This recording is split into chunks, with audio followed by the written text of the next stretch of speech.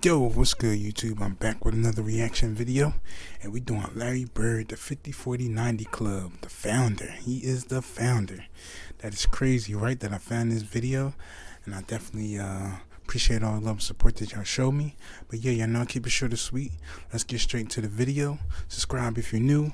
Hit that like button, and let's get into this video, man. But yeah, I definitely found this video, 50-40-90 Club, man. Let's get it. Let's get it, man. Let's get it. Shout out to Free Face PC Gaming, I believe.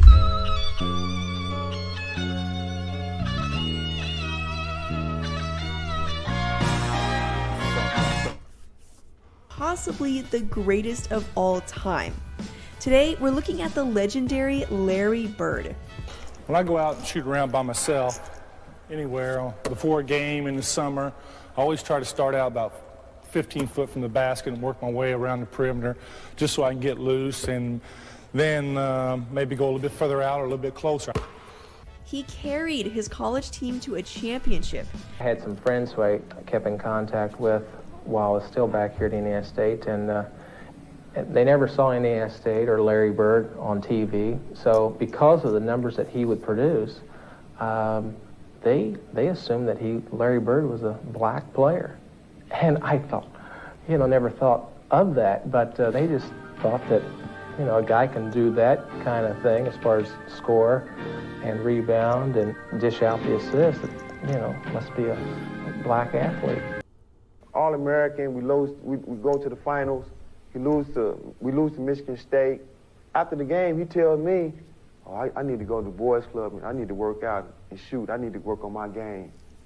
Hey, we had a great year, man. What are you talking about? I'm going home and I'm going to brag. I'm not going to play any ball, but that's just the difference. As a rookie, he took the Celtics to the conference finals. I came in to the league. I played a small town. I did very well, and everybody always said, you didn't play against anybody. I went to Indiana State, same thing. As a rookie, he led his team in points, rebounds, and steals while averaging 21 points, 10 rebounds, and 4.5 assists, shooting 47% from the field. A favorite Larry Bird story? Larry is such a unique personality. I don't have necessarily stories on him. What challenges me is I marvel at people who think the guy is a hick. Larry is one of the smartest, pragmatic people I know. And my mother, God rest her soul, was very bright. Coach Knight and Bill Russell are probably the two brightest people that I know. Larry is maybe right under that in that category. And when people keep talking about him being a hick, Larry understood what he understands as well as anybody is personalities and people. And that's why he would do his junk talking for airing here on radio, because he understood people who would let that bother them and what they would do when it bothered them. That's the way Larry, that was his gamesmanship. Did he talk trash on the floor? Oh, definitely. But, he always talked trash. I remember he talked trash against us, talked trash with against everyone else. But, the difference is he could back it up. He could back it up. I remember, like I was saying, growing up in Boston, people all used to always talking about that he can't jump, he can't do this, he can't do that. And, a lot of my friends was like that, So, I got to the league. I called all my friends back up. I said, all that trash that you were talking, you need to squash all that. This man is great.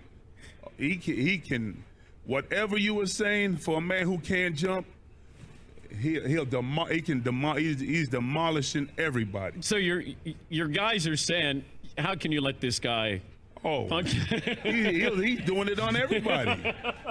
He's doing it on everybody. He's doing it on the best defensive players in the league. Yeah. Even though the NBA had just introduced the three-point line that same season, Bird averaged almost 2 attempts per game and made 40% of them. In the 1986 finals, he was just a few rebounds and assists away from being the first player ever to average a triple-double in the finals.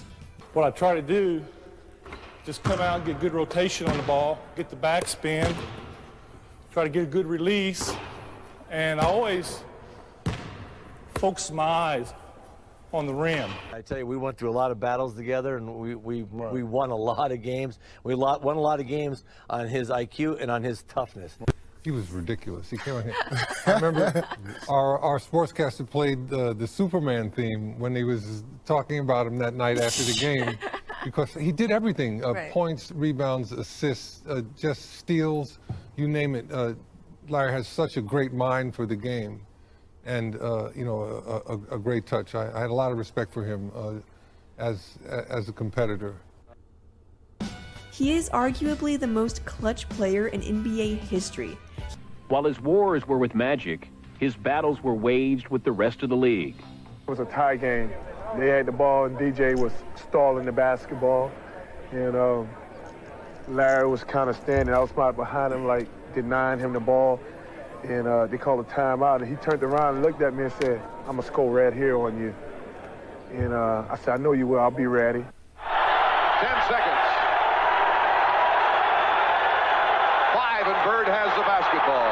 Look out.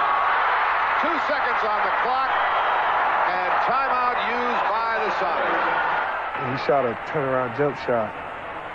And I just looked back, and the ball just went in, hit all net. And he said, "I told you so." Another time there was when we was playing him, he had like 42. Kemp was a freshman. He told Sean Kemp that I'm the best F player to ever come from Indiana and shot a three-pointer in his face, all net. We was like, Larry uses picks probably better than any players ever played the game. And Larry was on the box, and Robert Parrish was coming down to set a pick on me. The Chief didn't throw a good pick. So while Larry's in the air, he's got the ball right here, and he's screaming at Chief for not setting the pick. And I'm like, you're screaming at a guy in the air for not setting the pick, and he makes the jumper. I'm like, I couldn't believe that. MJ's Chicago Bulls were swept both times they met Larry Bird and the Boston Celtics in the playoffs. He was MVP 3 years in a row while only missing 3 regular season games and averaging 26 points, 10 rebounds, and almost 7 assists per game. Let me ask you this.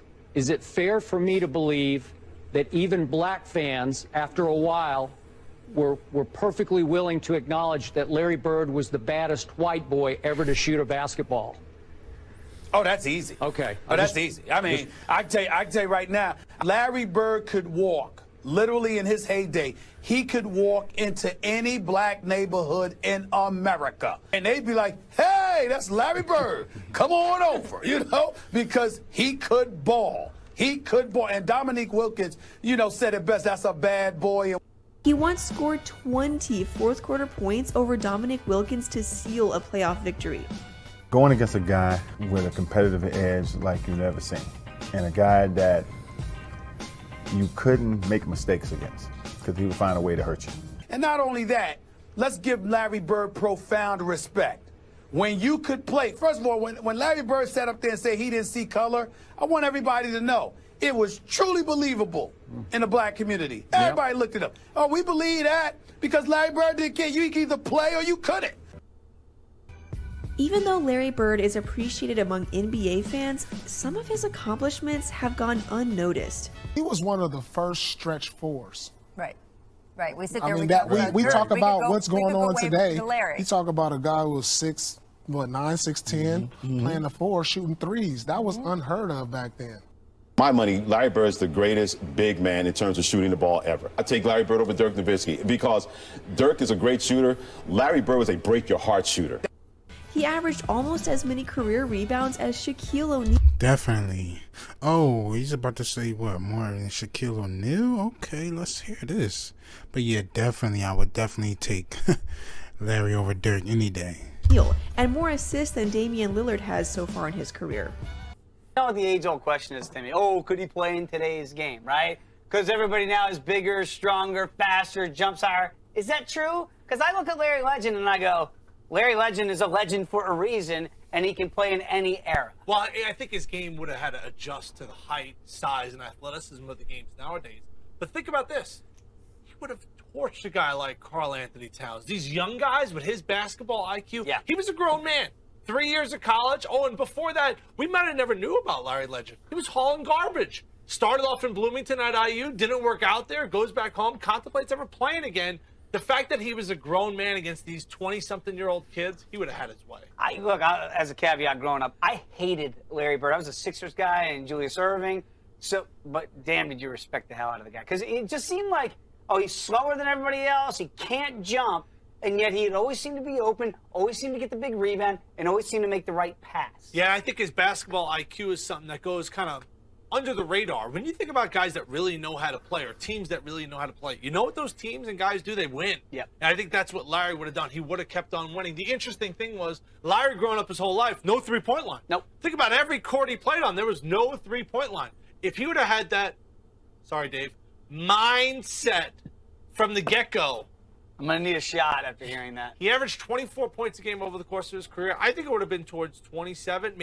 He was a 6'9" forward who averaged more points than Kyrie Irving has, with a better shooting percentage than DeMarcus Cousins, a center, and a better three-point shooting percentage than LeBron James or Michael Jordan. He has so many...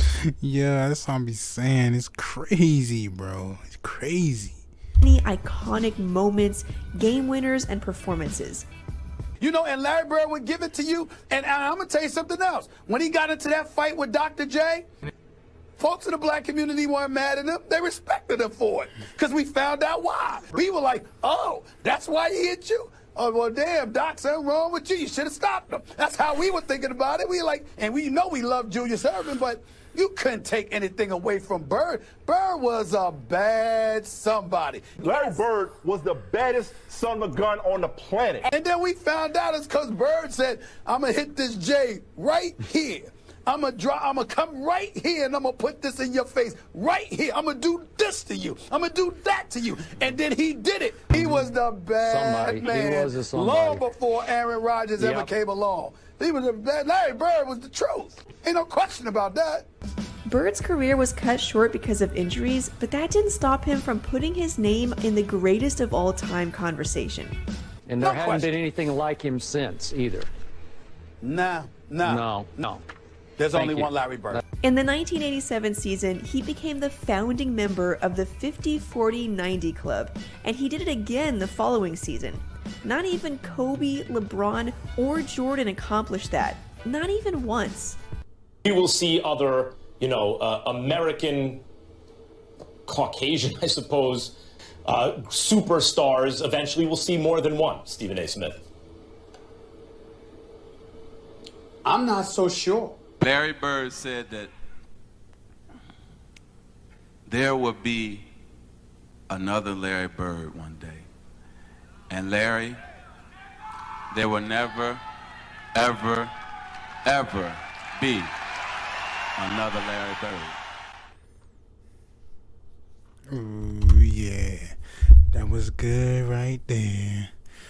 Greatest small forward in NBA history, Bird versus James. Okay. Gonna have to check that out there. Might have to do another one of those. I'm gonna definitely have to do that one. But yeah, man, that was definitely good. 50-40-90 Club founders, definitely Larry Bird. Ain't nobody else do it.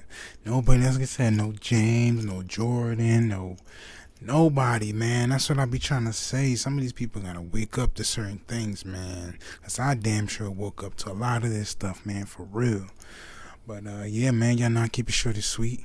I appreciate all the love and support y'all show me, man. I damn sure appreciate it so much, man. We're gonna keep going up. We're gonna keep grinding. I'm out of this joint, man. I love y'all. I'm on to the next video. Peace.